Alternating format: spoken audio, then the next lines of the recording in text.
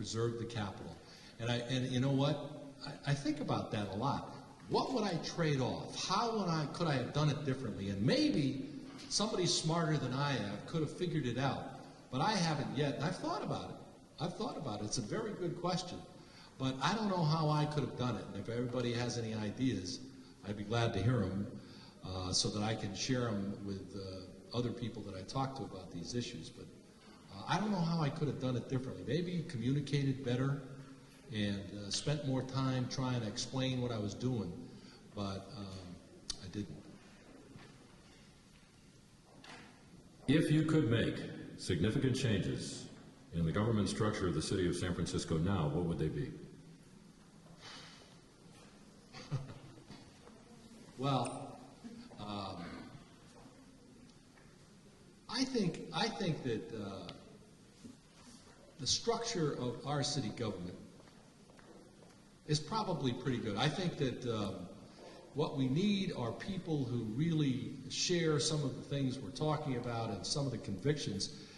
But the biggest thing is to have, I think, a faith in the people of San Francisco. One of the things I'm most proud of in my administration was that we appointed commissions that really had influence over the city departments that they ran. Our city runs on a commission form of government, which means that the mayor appoints citizens who are the policy makers for that particular department, whether it's the police department, fire department, and so on.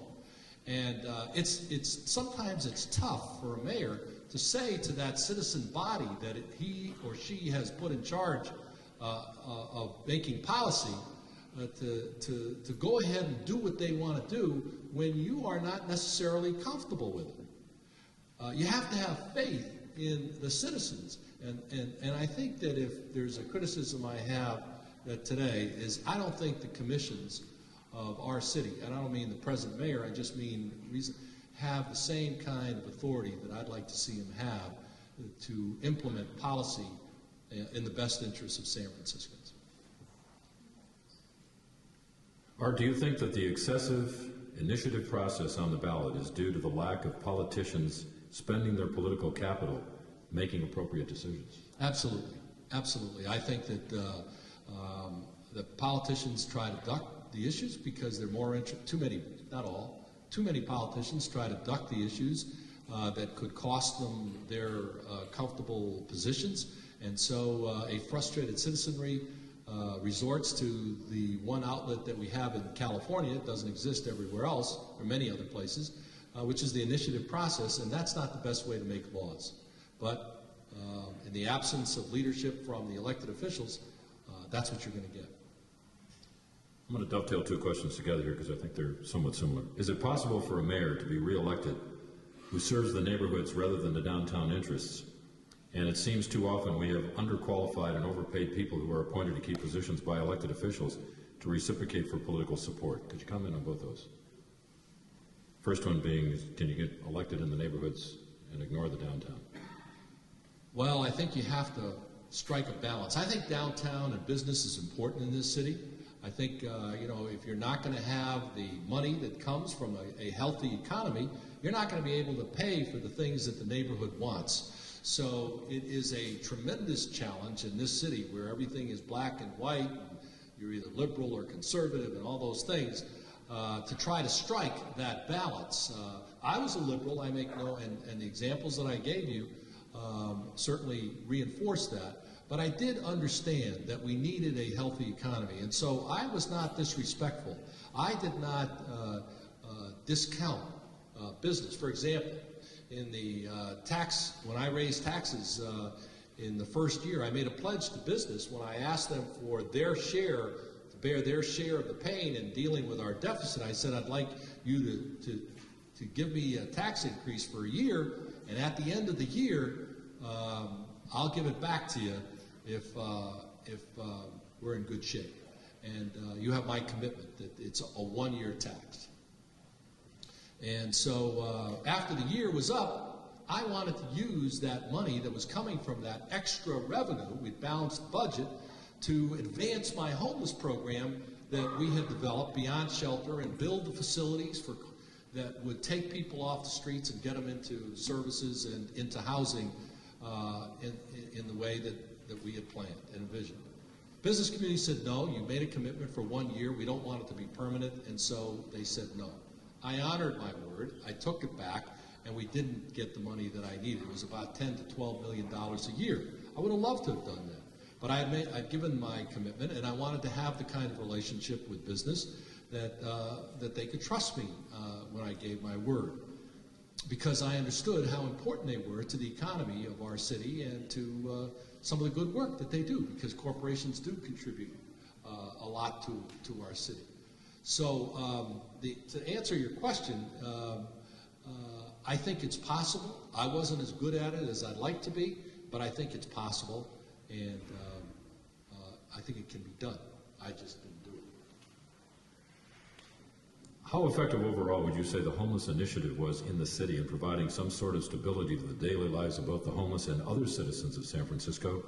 And did these initiatives help create a better relationship between the homeless and those that are housed?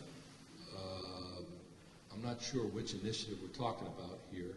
We're talking about mine.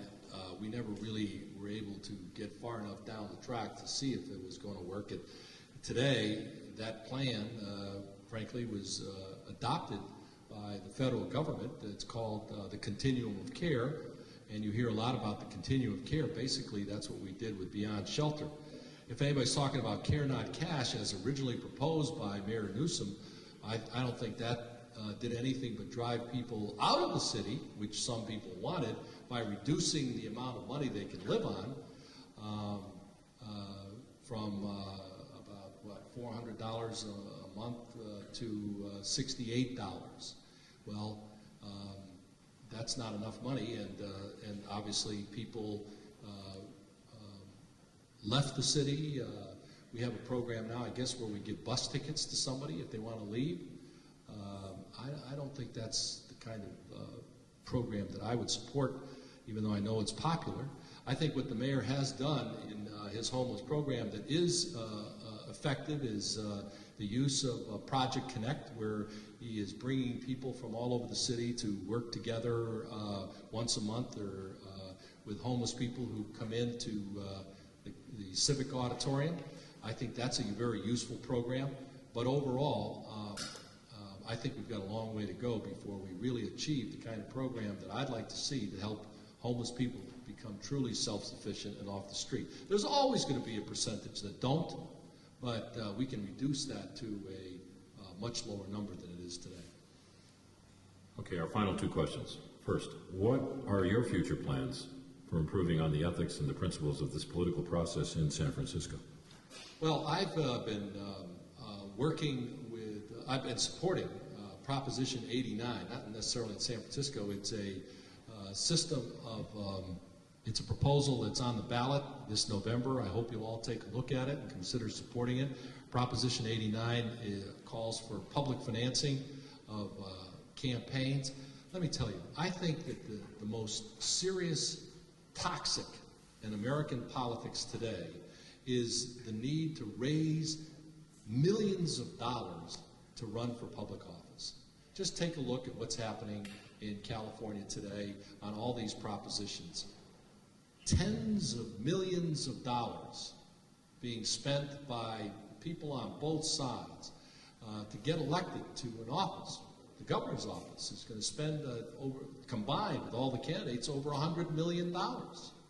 We see it in state legislative races, where to run for office in this city for the state senate in a contested race, you got to raise a couple of $1 million. To run for mayor, Mayor Newsom spent something like $7 or $8 million in his last election. We need public financing, because the public is going to pay either at the front end through public financing, or at the other end with decisions that are not in the best interest of the community at large or the common good, because of the need to sort of placate the special interests that you raise all the money from. So I think that the best thing that can happen in politics in this state and in this city is to have public financing of campaigns where candidates are given a set amount of money and said, let's see what you can do. If you think you can run the city with all the budgetary issues, let's see what you can do with your own campaign, with this money that comes from the public,